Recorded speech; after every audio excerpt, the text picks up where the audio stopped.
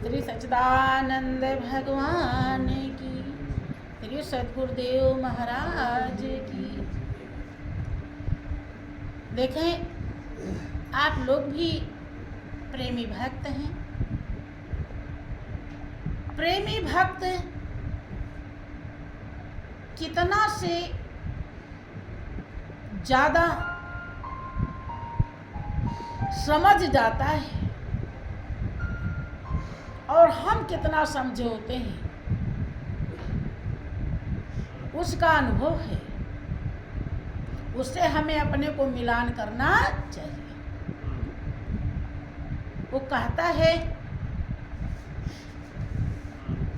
कि मेरे मन का भरम मिटाया, गुरु कर कमलों की छाया।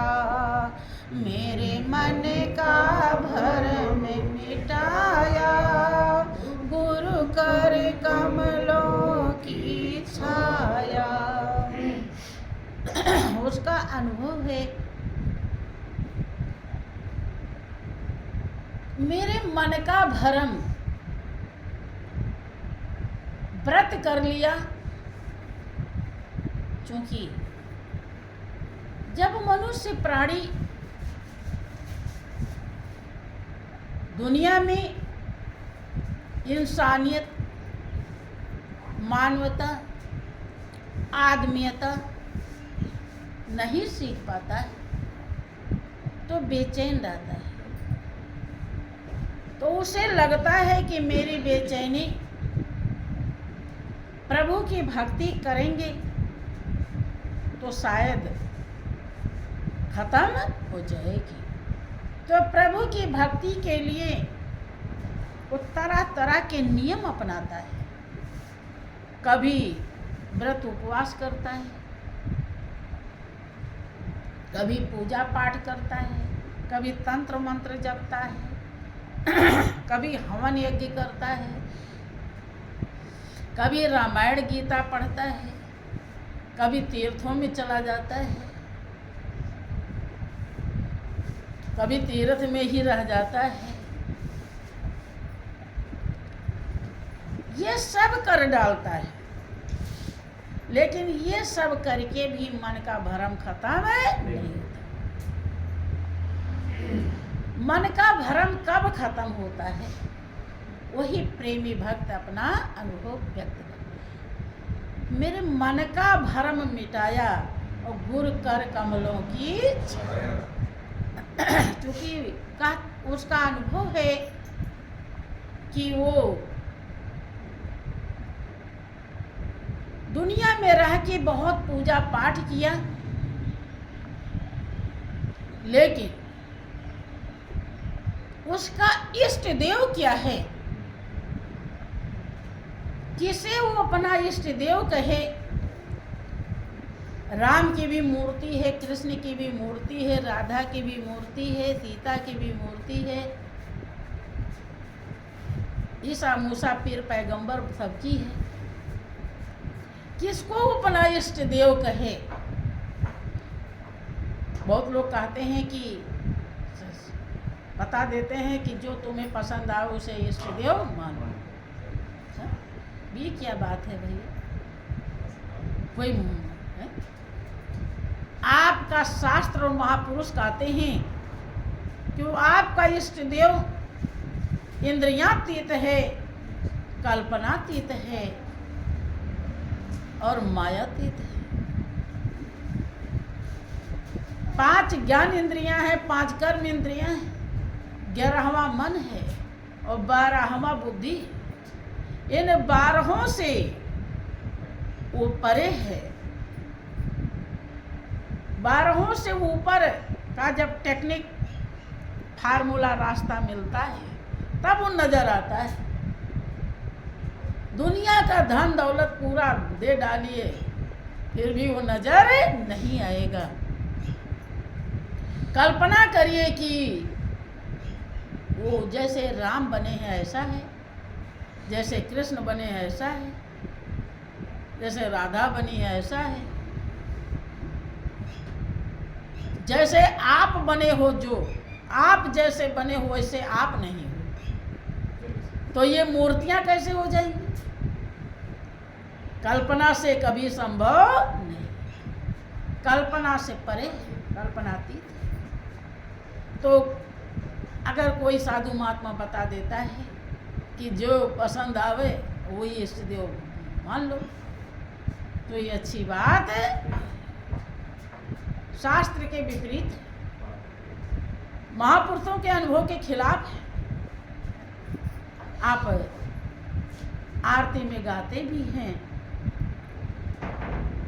कि तुम हो एक अगोचर सबके प्राणपति, स्वामी सबके प्राणपति, किस विधि मिलूं दया मैं, किस विधि मिलूं कृपा मैं, तुमको मैं कुमति, ओम जय जगदीश हरि। जगदीश जग का ईश कितना है? एक। आरती में आप गा रहे हैं कि तुम हो एक, और अगोचर, जहां तक आपकी इंद्रियां जाती हैं वहां तक वो नहीं है, इंद्रियों से परे। इस विषय पर विचार कीजिए, सत्संग जोर देता है, संत जोर देते हैं, और नहीं तो लोग पूरी जिंदगी भर गाते हैं और उस एक को कभी पहचान नहीं। इधर कहा दीजिए कि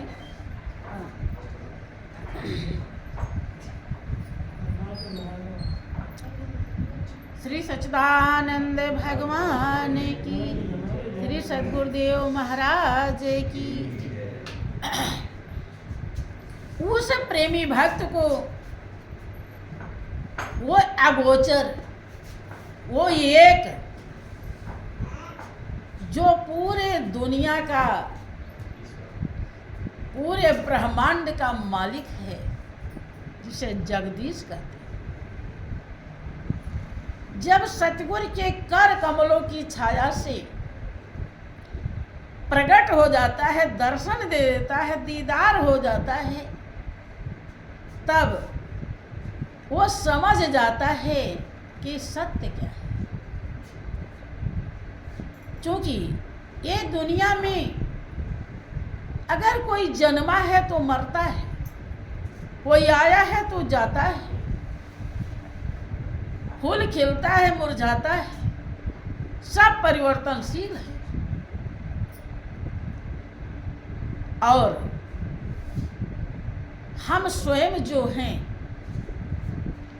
हम अजर अमर अविनाशी हैं, क्योंकि सतगुरु के कर कमलों की छाया स्वयं को ही दर्शाती है, जिसे कहते हैं आत्मज्ञान। और जब आत्मज्ञान मिला तब उसका भ्रम खत्म हो जाता है, जो कहीं से भी कभी भी खत्म नहीं हुआ। अब खत्म कैसे होता है? क्योंकि गुरुदेव ने जो प्रदान किया उस पर उसने ध्यान दिया, और ध्यान दिया तो पारखू बन गया, और पारखू बन गया तो समझ में आ गया कि इसके सिवा दुनिया में कुछ भी सार नहीं है, और सब असार है। और जब सार समझ में आ गया तो भरम खत्म हो गया। आगे कहता है, बहा जात था भवधारा में, बहा जात था भव, मल बिछेप कीचड़ गारा में, मल बिछेप कीचड़ गारा में, अपने हाथ उठाया गुरु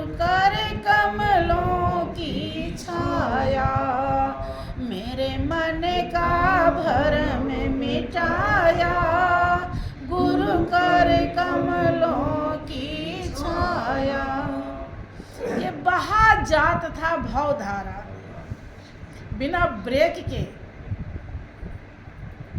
भव सागर में मेरी गाड़ी, मेरी जीवन रूपी गाड़ी भव सागर में एकदम तेज रफ्तार के साथ बह रही थी। और उस भव सागर में मल, विक्षेप, कीचड़, गारा सब भरा हुआ है। अर्थात नाना प्रकार के दुख, परेशानियां, यही कीचड़ गारा है। यह दुनिया के रिश्ते नाते, दुनियादारी, यही भवसागर है।